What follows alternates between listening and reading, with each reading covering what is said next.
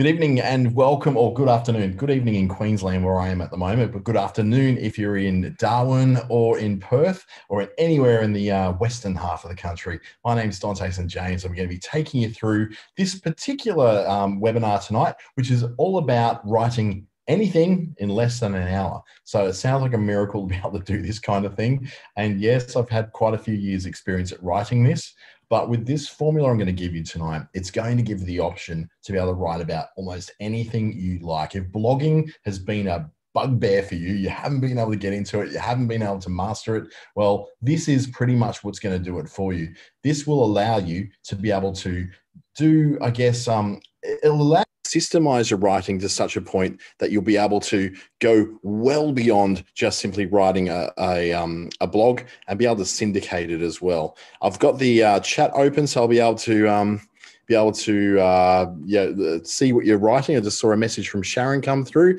Also use the Q&A if you like. All those avenues are open for you to use. I'll read them as I can. This is going to be quite an interactive live thing. So this is the one that I do where I just put myself through a whole lot of stress and pressure to get this done, writing about anything in less than an hour. To give myself the maximum amount of time to be able to do this with, it's best that I get underway straight away. A quote from Sylvia Plath is that everything in life is writable about if you have the outgoing guts to do it and the imagination to improvise. The worst enemy to creativity is self-doubt. A little bit of inspiration as we go into it.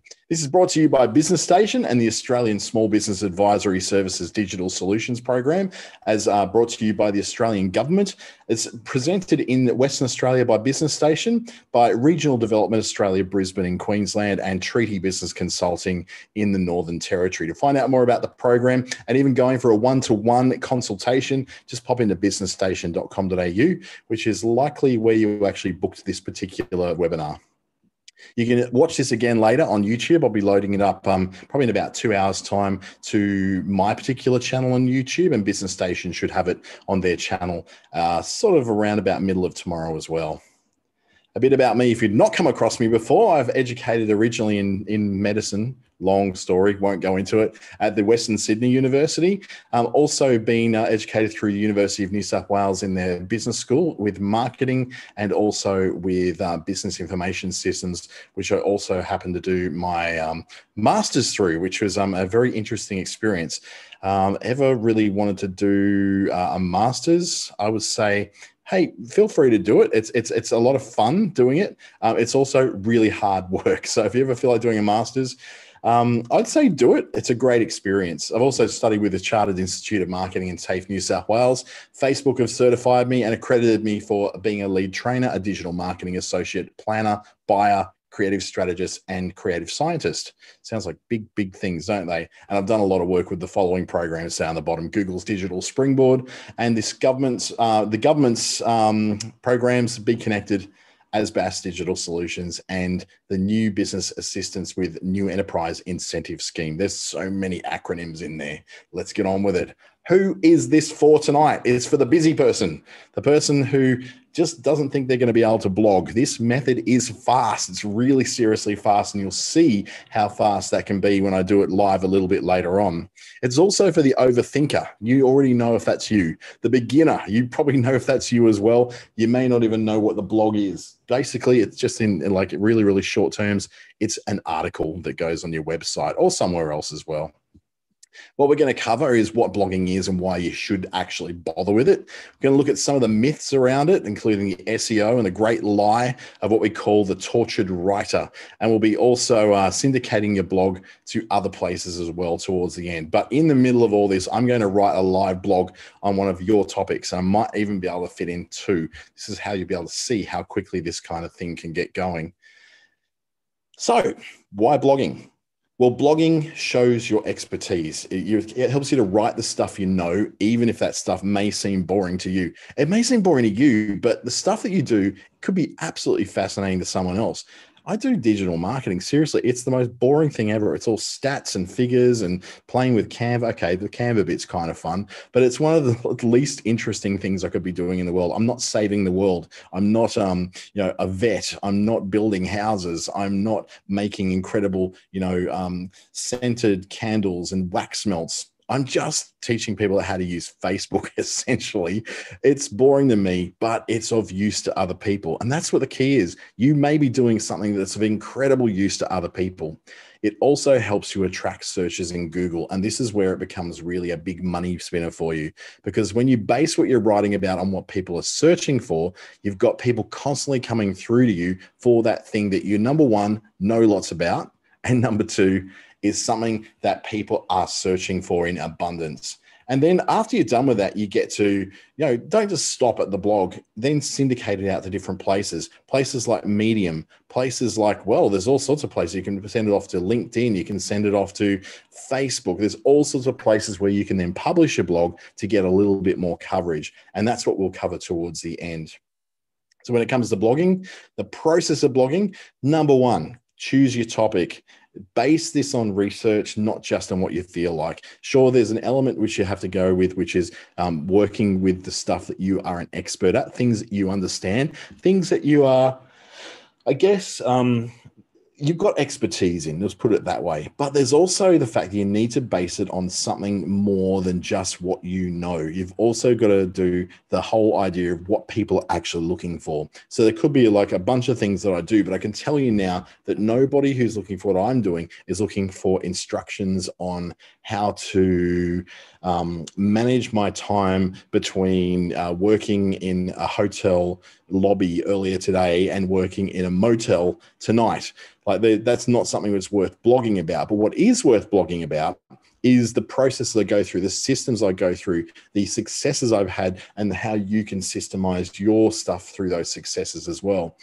Writing your blog on that topic uses a simple format. Now, blogging is not a huge creative process. It doesn't have to be. It's just a process like anything. In fact, it's kind of like following a recipe. There's a recipe for how to write a blog. You just go and do that, and it just demystifies it all. It takes away all the stuff about, oh, I'm not that great a writer. Oh, I'm not particularly creative. This is for people who are not creative. I sometimes say I've got the creativity of a house brick, but then I produce beautiful, Canva graphics like this. Trust me, the platform does all the work. I'm just the guy who puts in the pictures. Publishing and syndicating, then you publish it first to the places most useful to you. It's usually the blog on your website, because that's the place where you ultimately want to draw people through to from your for traffic. You want people going through there because that's where you've got the ability to be able to convert that into proper paying clients. You can't do that as easily on social media, but you can certainly do that on your own website's blog. So the process is pretty defined. Choose a topic, base it on research and on a little bit of what you know and what your expertise in. Then write your blog using the formula that we're going to show in a sec, and then publish it away. So this magic formula that I keep going on about is based on this. Ask a question. So ask a common question that is often asked about the things that you do. And I've got a few ideas for what we can do with that in just a sec. Then answer that question. So you've asked it in the title. Answer the question directly in the first paragraph, or even if you can do it in the first sentence. What this does, it spikes Google's algorithm to say, here's a question and an answer that's been delivered in a format that's really quick, gets to the point, and isn't confusing.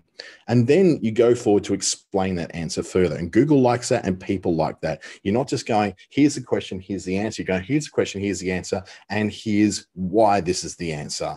So this could be something, say, for instance, on the process of choosing the right acrylic paints and the right canvas to mix. You could go, okay, the question is, how do I choose a good acrylic paint that's going to be durable on canvas?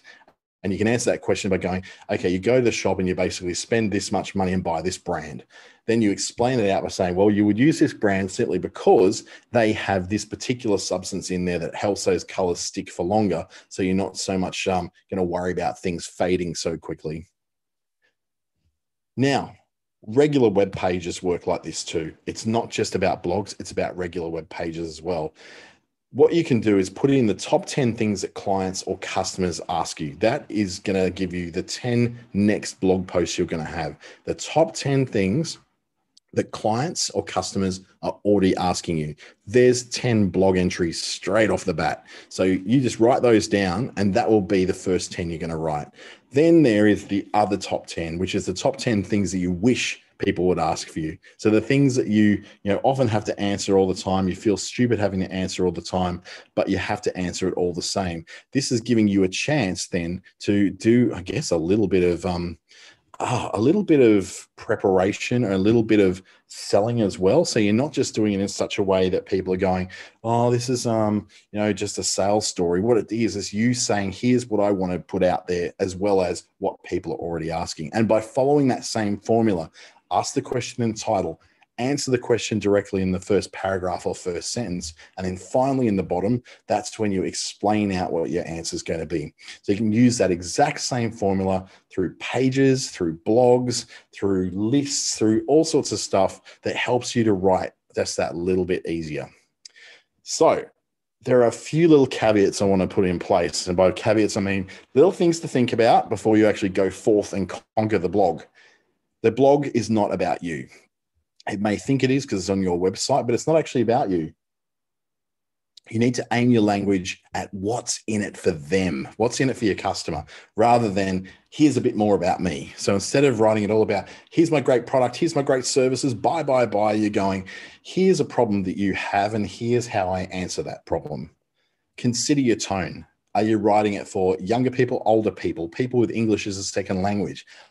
Or is it for people who are tech savvy or people who don't know anything about technology at all? Is it for people, men, women, people from a different background other than your own, or people in a very specific geographical area? All those things are going to change the tone of what you're writing. So if you need a hand with that, that's the kind of thing you need to sort of run past other people so they're aware, so they can give you a little bit of feedback on what it is that needs to be sort of tweaked and changed a little bit to suit that particular audience. And feel like you can be inspired by others as well. You don't have to know all the answers. You don't have to know everything, and you don't have to be the best at everything. You just have to be the person who brings it in the writing. So look to those who are also doing what you do and bring some of what they've said into your writing as well. If someone's got a really good way of explaining something, or a quote, or there's some kind of product description they've given that you think is quite brilliant, then in that case, feel free to be inspired by it. I'm not saying plagiarize, I'm not saying steal it. I'm just saying be inspired by it, write your version of it, but use that same kind of language, use that same kind of point, and you'll be able to bring in what's best about their websites into your website as well. So I'm going to write a blog right now. This is going to be scary. So I'm going to have to put this screen down, go to a Microsoft Word. So let's open up Word, new document, reshare my screen. Hi. Look, I might have someone knocking on my door very shortly, dropping off my dinner. So it's I'm staying in a motel at the moment. They didn't have much of a choice at the times when they're going to actually deliver these meals. So I was going to be probably stuck with someone going, knock, knock, knock, dropping off my Uber Eats. Don't worry too much about that. I won't eat it in front of you, I promise. I'll probably snack on a little bit of it though, because I'm really, really hungry right now. All right, let's share my Microsoft Word document. Now, what I'm going to do in the middle, first up, I've not prepared anything here, but we'll give it a go anyway. I'm going to do my title as, let me go, heading 1. My title is going to be, I'm going to look around me here in this motel and get some inspiration. Okay, what makes one motel better than the others? Till I'm on the road.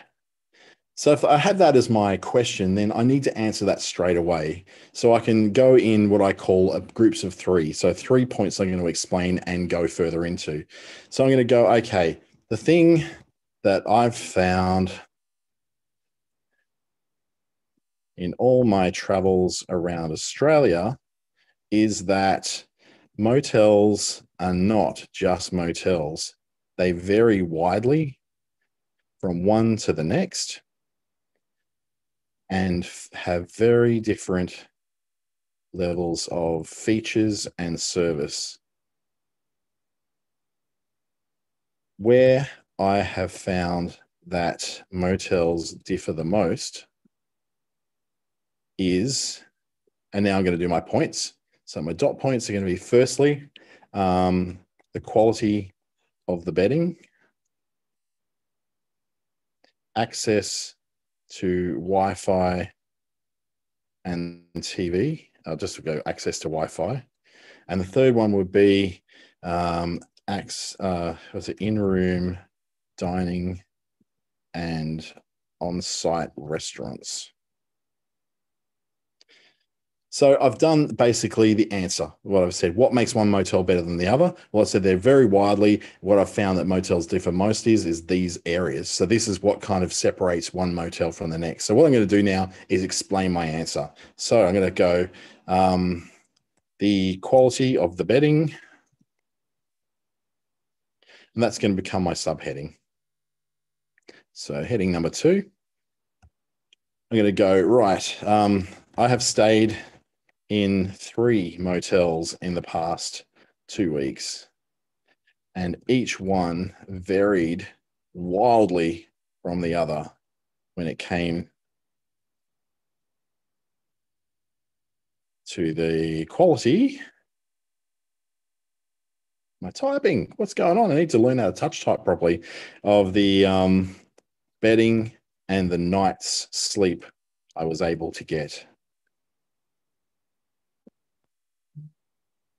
What I've found is that motel mattresses are rarely ever of a good quality, though some are more firm than others. When you're looking at a motel to book and a good night's sleep is important to you, then check the reviews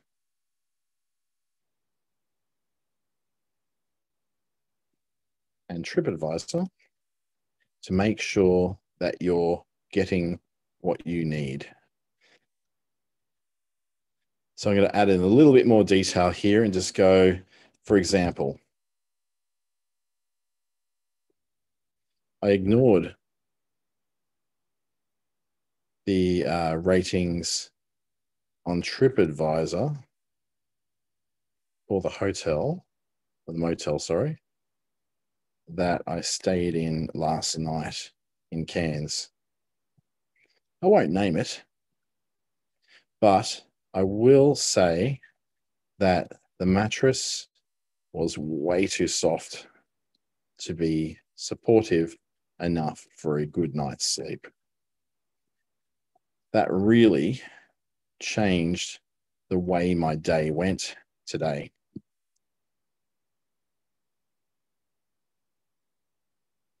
Next time,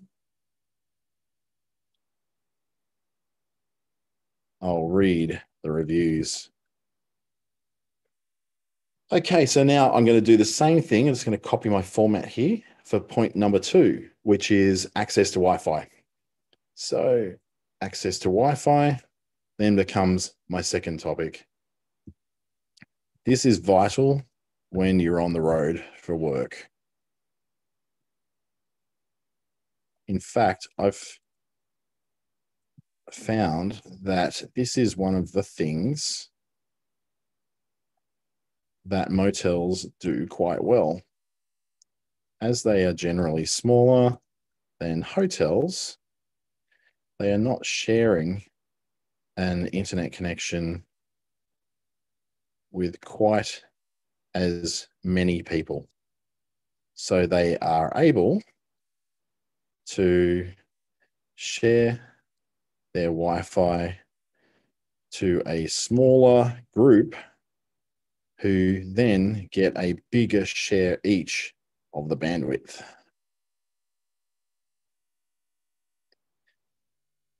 I also noticed that where a lot of hotels will charge for Wi-Fi access, motels just include it in as part of your stay. Now I work on the road a lot, so good internet is good business for me. And if you're traveling with kids, they'll appreciate the access to YouTube as well. So that's number 2. Now, what I've done is now 345 words. Now, you wouldn't think that I've covered 345 words in this tiny little blog, but 300 words is about the minimum that you want to do for a blog post. That's what Google seems to look at and goes, this is a writing that has some substance to it. It's not just a quick little blip of information or a little cutting of information. It's actually got a little bit more to it than what you would normally have. So I'll say then, finally, in my last point was in-room dining and on-site restaurants. So go in-room dining and on-site restaurants. Now, please ignore my spelling and my incorrect grammar. It's going to be a little bit all over the place when you're under pressure. So in-room dining, on-site restaurant. I am one who enjoys a hot breakfast. So I always appreciate a good in-room brekkie in a motel. These days, however, this is becoming quite rare as motels close their kitchens due to COVID-19. But for those that still operate, it's a bonus when I find it. Make sure you check with the motel before you travel that they have this service. Otherwise, you may have to travel a bit further in town to find a place to grab breakfast at that doesn't have an MC in front of the name of its meals. I think you know what I'm talking about there. So now that I've done that, I've got my title where I ask the question. I've answered my question in this first paragraph. I give myself 3 points to expand upon. And now what I've got is I've got this then exploration of all the things that I'm actually doing with this. So I've gone the quality of the bedding, I've then explored that. The access to Wi-Fi, I've explored that. In-room dining, on-site restaurant, I've then explored that. And as you can see, I don't have to write a lot to cover it. I've just written just enough just to make sure that I'm at least covering off what I need to cover off.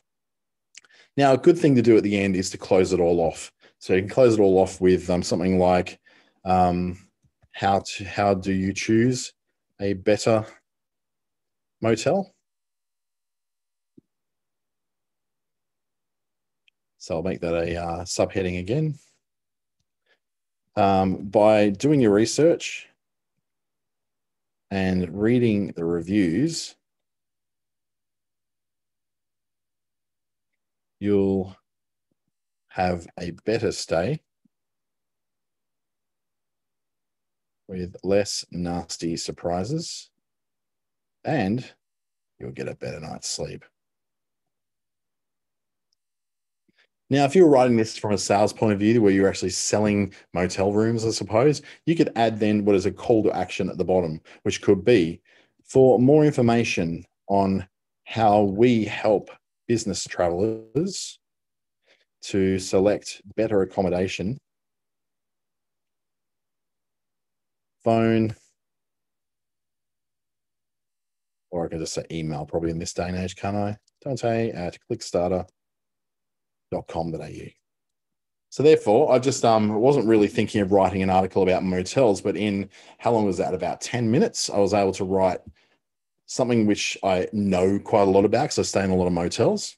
I was able to form that into what is essentially now a full blog post. This is something that could be posted on a website with a photo. I can go and grab a photo. In fact, you know what I'm going to do? I'm going to go over to a place called Medium, and I'm going to post that. I'm actually quite proud of that little article. So I'm going to go to what it's called Medium. So I'll bring up and share the screen. So I'll show you what this is. Medium is like a magazine or a newspaper that's online. So it's a collection of lots and lots of different people's stories. So if I share my screen properly again, so you can see what I'm doing. And this is one of the things I was going to show you that's got to do with syndicating. So syndicating is really fun to do because it allows you to take your articles a lot further than what they were before. So I'm just going to paste in my article into Medium. I'm going to make this my heading. So up the top, turn that back into just regular text. Definitely don't want it to be bold. Come on.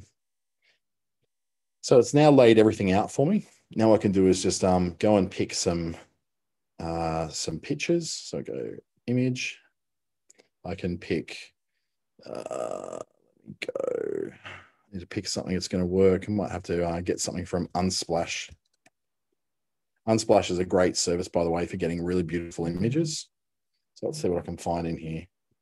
Look there, Motel. So I'm going to download that one and use that as the image I'm going to use in my story. Stephen Lewis. And I'm going to caption that, not all motels are the same. So now I've written all that out. I can go through with my Grammarly plugin and check that I've got everything written correctly. Full work is correct with a smaller group. There we go. So now I'm going to publish this one, and this one's now going to go in my group of articles on Medium. So I'm going to put in motels, motels in Australia. There we go. Hotels. Just hotels will do. Publish, and now that's going out there. Now I could also put that on my website. So what this is going to do is now produce this layout on the website called Medium. So I can share that wherever I want to go and share it. And I produced what is now actually an okay little piece of content. Got a whole bunch. I put a lot of my articles onto here. So this is one I put on 5 days ago about Facebook groups. So you can do that as well. Medium is free to post on. If you just want to, if you want to have your articles boosted through, there's a paid membership that I pay for, which is about $4 a month or something like that, which helps me just to get a little bit further so I can get people commenting on and seeing more of my stuff. So I'm just going to close all these down. So I really recommend you use something like Medium. But for now, you can see that this formula is really, really simple to use, and it lays out really nicely on websites like this, or just as nicely in your particular website. Your website will look like this as well. So what we're going to do now, for the fear of somebody coming in to drop in my Uber Eats at any moment now, what I will do is we're going to put it to you, the audience, in the, let's just say in the chat window. I want you to put in, if you would like me to have a go at writing a blog for you in the same format, what it is, what your business name is and what your business does. So I'll give you a minute just to do that. So have a think about whether you're someone who has a particular product or a particular service that you'd like to explore in that blog. I'll bring you up onto the stage and we'll have a chat and we'll just go, okay, so tell me a little bit about your business. Tell me a little bit about what you actually do, what you have running in your business, what you'd like to promote. So I'm seeing a few ideas coming in. So Susan's giving me some ideas. Donna's probably really, really easy to do. So real estate agency, home-to-home realty, strata, property management, and sales. All right, Donna, I'm going to just get you to come up and have a chat with me. Hopefully that's okay with you, to be able to chat with me. And we'll have a little bit of a chat about what it is we want to do. So Donna, I think you should be able to talk. There you are. Right, I think I've unmuted me. Yep, you have. Yep, you're coming through loud and clear. Thank you for that. So when we look at what you want to do in terms of what you would like to say in a blog, what's a message that you would like to get across to somebody? in terms of vacates, like one of the touch points or pain points for my property managers is when tenants vacate a property, we give them a list of, things that we ask them to attend to, but sometimes they either don't do it or ignore it. So I'd love to be able to explain to people from our point of view why it's so important that they do clean the light fittings so that the next person moves in's got light fittings, why it's important they look up and get rid of the cobwebs in the corner. I'd like to be able to, I guess, get across the reasons we do the things that we do in our job to make it more pleasant, I guess, for the next person. Okay, so I'm going to start this out. Why do I have to clean so much stuff when I'm moving out of a rental property? So that'd be a question for you too. You probably have to get some cleaners in there half the time, just if you've got some pig tenants. Right. So what we'll start off with. So one of the things you brought up then was, we often find as property managers that tenants struggle to understand why we ask for so much cleaning to be done as they vacate. After all, their motivation isn't strong.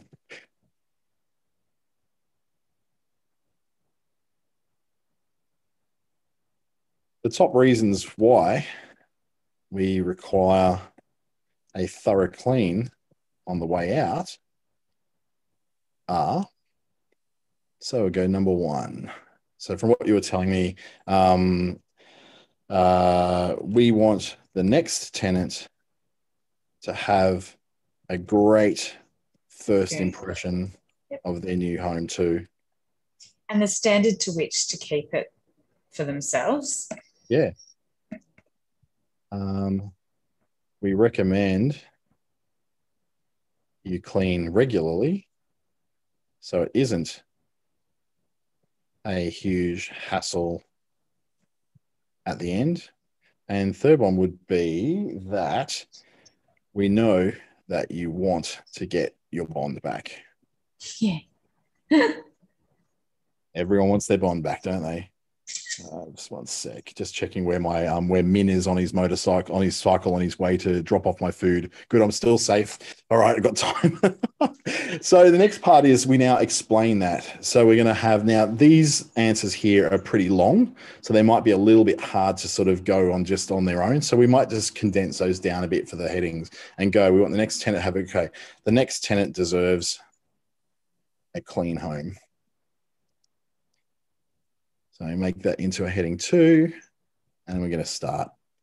Remember when you moved in to this home and it was beautifully clean and ready for you to make a home out of? I'm going to change that, moved into this house, and it was beautiful and ready for you to make a home out of. The next tenant wants that same experience.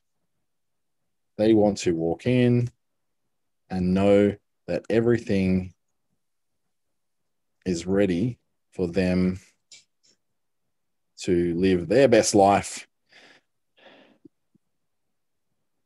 in the home they've been waiting to move into. Especially empty the bins. When everybody moves house, everyone has rubbish to put into bins, from packing boxes and paper. They can't do it if the last tenant fills up the bin and doesn't empty it. Oh, yeah. Right. I could tell this is a very passionate area for you. It is. It's common sense, but sometimes people don't get it. Ton of packing boxes and rubbish to get rid of. Remember that. They need all the bin space they can get. Empty your bins. So when you empty the bin, it means the next person has the space they need for a seamless and no, frictionless is the word I'm looking for. Not that anyone will understand what that is. Frictionless moving day. So that is enough. That's already like 213 words. Would you believe that's 213 words already? We only need 300. So we're only on the point one. Let's go to point two. So point two. Now, I'm not a property manager. I've worked with property managers. I have a property manager, I guess, but I don't really know this. So I'm not sort of writing this from any area of expertise. So I can imagine if you were writing in this formula, Donna, you'd be able to, do hugely better than what I'm doing. So let's look at, we recommend you clean regularly. So regular cleans mean faster bond cleans or something like that. Okay, so want to know the reason why bond cleans cost so much? It's because so many tenants don't clean regularly and everything kind of piles up. Yeah. Dust on skirting boards, Exhaust fans, cobwebs in cornices, exhaust fans full of grime, ovens baked on dirty grime. ovens, and baked on dirty. It's not Christmas dinner. Baked on Christmas dinners have sent the stovetop into an interesting array of colors. By cleaning regularly, you make it easier for the bond cleaners. So your final clean should cost a lot less because you've made it faster for them to get that clean done. Great. And then we got our third one, which is we know that you want to get your bond back.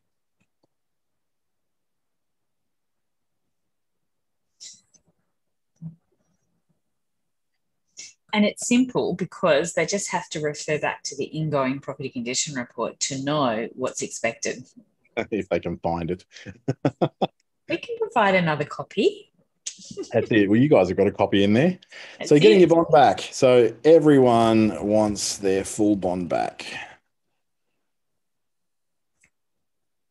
To ensure that you do, make sure that you refer to your ingoing condition report.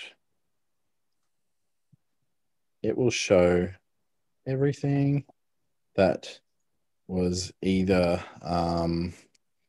needing maintenance. No, it's got down. It's going to assume that was perfect. It will show everything the way that it was when you moved in. This way, you'll know what needs repairing, painting, or extra cleaning on your way out. When you leave the home in as close to the condition you moved into it, then you make the bond payout much faster, as we don't have to source extra cleaning or negotiate.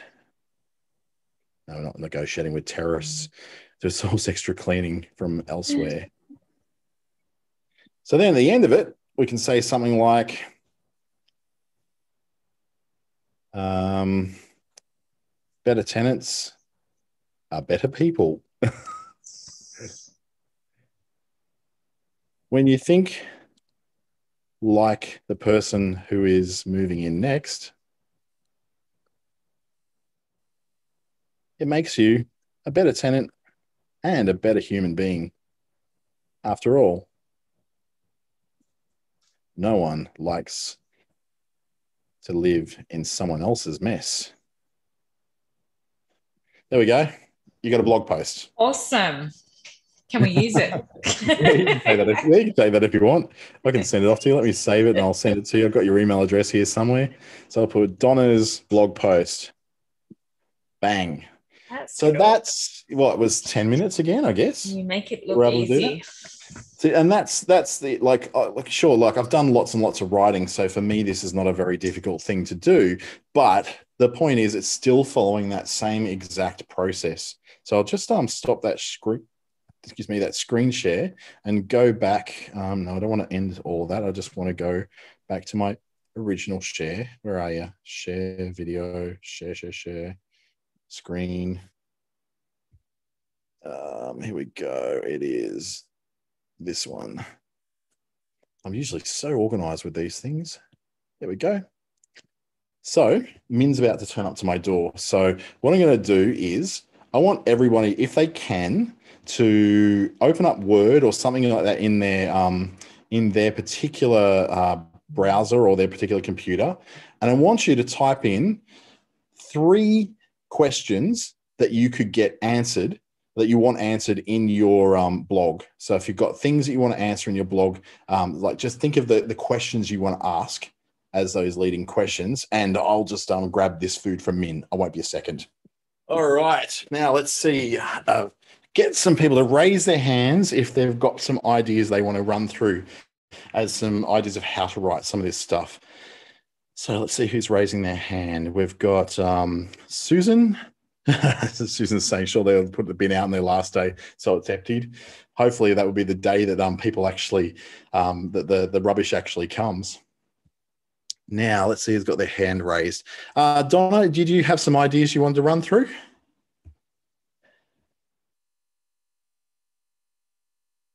Probably need to unmute first. Mute. Yep, I did. There we go. Yep. All right. Do you want to run me through the 3 that you've got there? Yeah. So how is it to change strata managers? Is there a cost to change strata managers? Yep. And what is the process to change strata managers? I don't know if they're too similar. Is that what you're looking for? Well, that's great actually, because they're going to be questions that are going to be asked quite frequently on Google by people who are looking for that particular stuff. So, for instance, you would start that off with saying, okay, with strata managers, you want to. So, is there a cost to changing strata managers? So, what's the basic answer to that? The basic answer is sometimes. Yep. Because some strata managers do charge a outgoing fee to prepare everything to hand over. Some don't. So you could form that in terms of, okay, quite often when somebody's... Depending on what's in the agreement, yeah.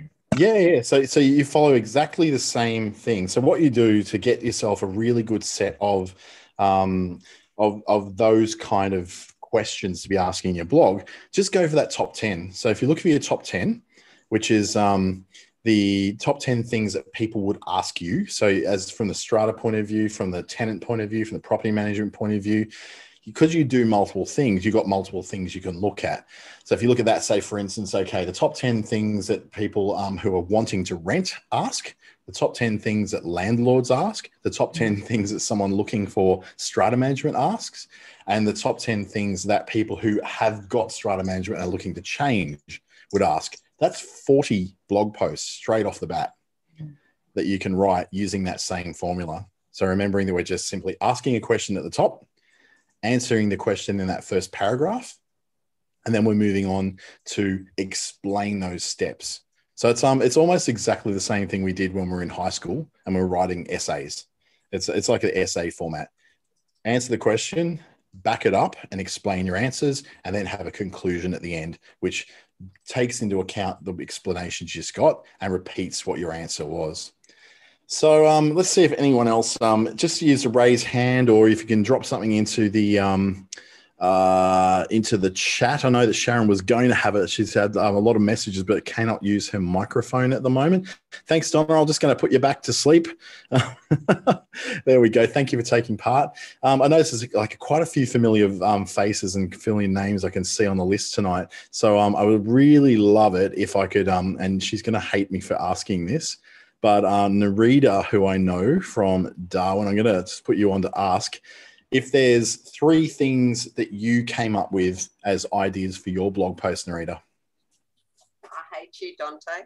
I knew you were going to say that.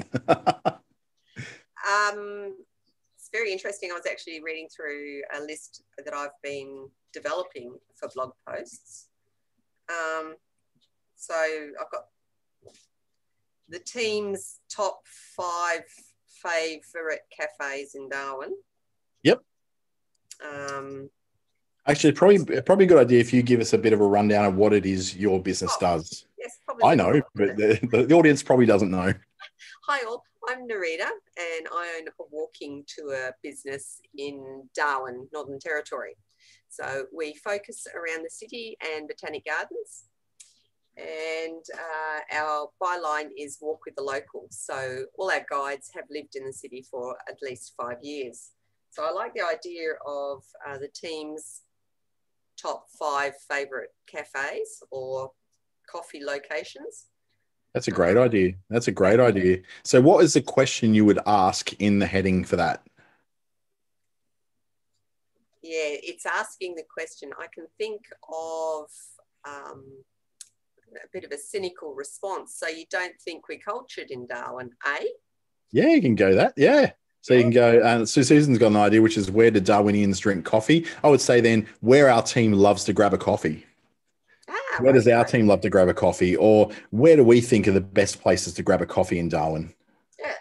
Okay, Susan, we'll compare notes. That's great. So what was one of the other ones you had there, Narita? The 5 must-dos when you visit Darwin. Yeah. Museums, markets, munchies, the monsoon season and music. Oh, I like that. You're going with the alliteration of the M. That's nice. Absolutely. So the question to ask is something along the lines of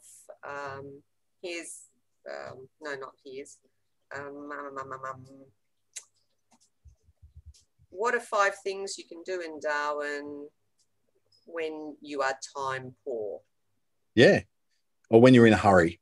When you're in a hurry. Okay, when you're in a hurry, probably. Time poor is probably a little bit more of those corporate kind of terms. I'd say when you're in a hurry or, got 1 day in Darwin, here's what you can do. Okay, like that. That kind of thing.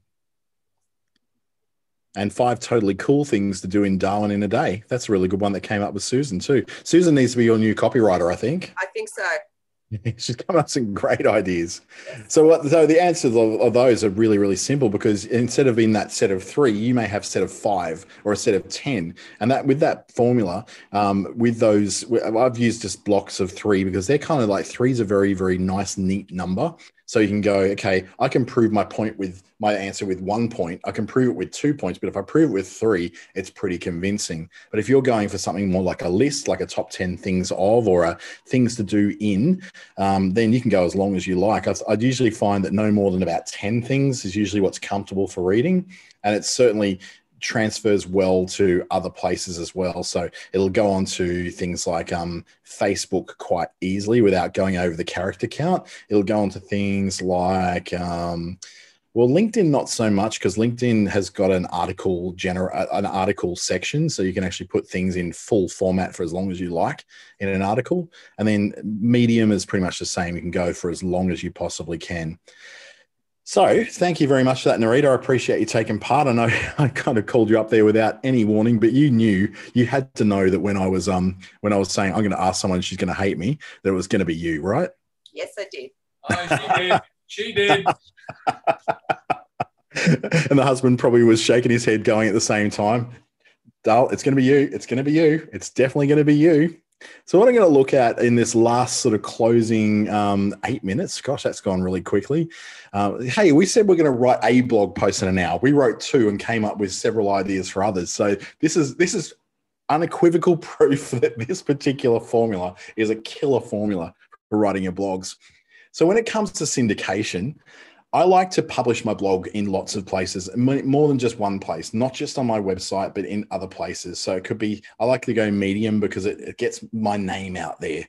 I like to publish in other places that will take my blogs. There might be social media. There could be other websites or other blogging platforms that link back to you, like Medium. You can also turn this kind of thing into a podcast. Now, that may sound terrifying because podcasting is a whole other deal, but it's these days a lot simpler than what it used to be. There's platforms like Audio Boom and podcast.co, which are they make it so simple for you to be able to do that. As long as you can record something onto your computer, they sort of take the hard work for you. So they'll be able to connect you through things like Apple Podcasts, Google Podcasts, and the podcast aggregators like Spotify, and they actually put your podcast into those services. So it sort of magically appears the next day and people can download and listen to your podcast. Now, you may be thinking, who wants to listen to my voice carping on about what I do?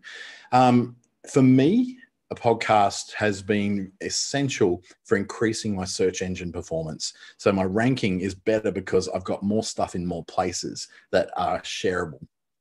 Podcasts also, when they're syndicated through to Google's podcast system, which is called Google Podcasts, they really thought long and hard about that one, is that it then also comes up in search engine results. So for instance, if I'm searching for myself, so I'm searching for my business, ClickStarter, then I don't just get my website, I don't just get my Facebook and my LinkedIn and my Instagram showing up. I also get my podcasts showing up, and it'll show not just my podcast, but also the videos that I produced on YouTube. So where I've made lots of different things that show up in lots of different places, that shows up as well. And podcasts are particularly good at this because podcasts in their notes allow you to copy and paste in your entire blog post so that someone can read along at the same time as what they're hearing it.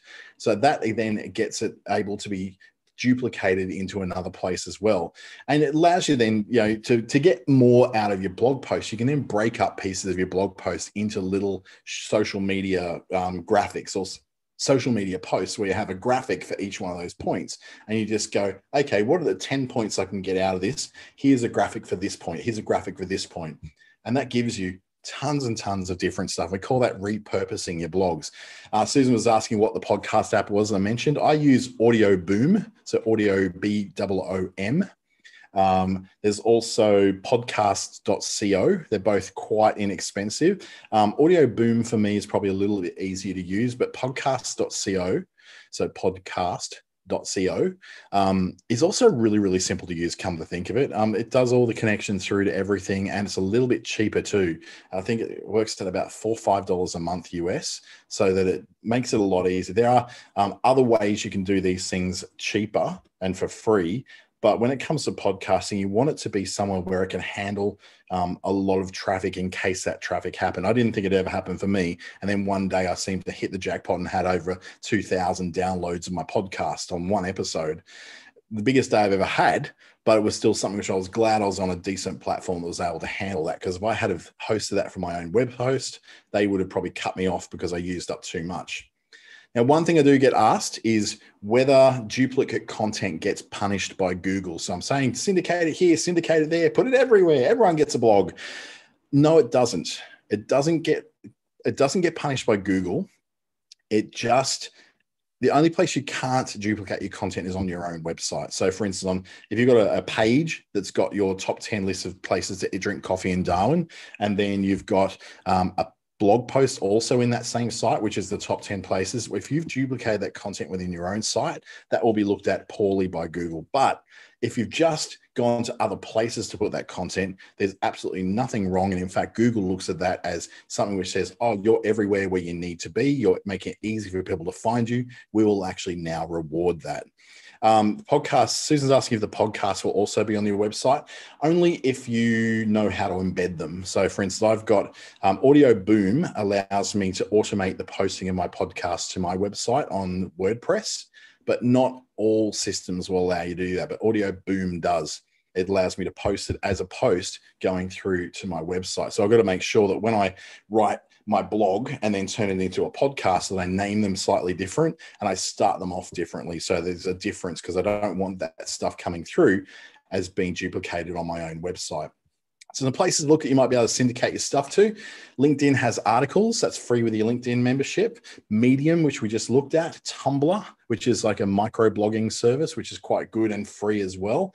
It gives you just extra places to put it. Blogger is a free service from Google. Facebook allows you to post a lot of characters in a post. Google My Business has very limited characters it allows you to have, but it still lets you do it. The purple one at the bottom row is Google Sites. So you can actually have another website that just contains your blogs if you want to. Reddit is the guy with the little alien with the little thing on his head. That's a great place for putting blog posts into as well. People may comment on it. Reddit can get a bit of a bad rap, but really it's not that bad. Newspapers as well, they're always looking for new material. And if you write something that actually is of interest to them or to their audience, they'll actually really appreciate you sending that material too. And Quora is really not so much about posting blogs, but more about answering questions. So for instance, if you go in there and you see someone's asked a question that's very similar to what you have answered in your blog, you can post your blog in there as an answer to that question and then link back to your website. And that's actually a really good, valuable link back to your website as well. It's worth going in there too, to see what people are asking about in your particular industry. So thank you. We come to the end of that. That hour passed very, very quickly. I've got a veggie pizza waiting for me, and I've got this lovely, not so vegan milkshake waiting for me as well. If you'd like to get in touch with me or run some ideas past me on what your blogs are, please reach out through my email address, dante@treaty.com.au. You got LinkedIn there as well, Facebook as well. I really, really just can't wait to see what you're able to do. But it's really, really, really, really handy because you've got this such easy way of, I guess, producing a blog that you probably thought was a really insurmountable mountain to get over before.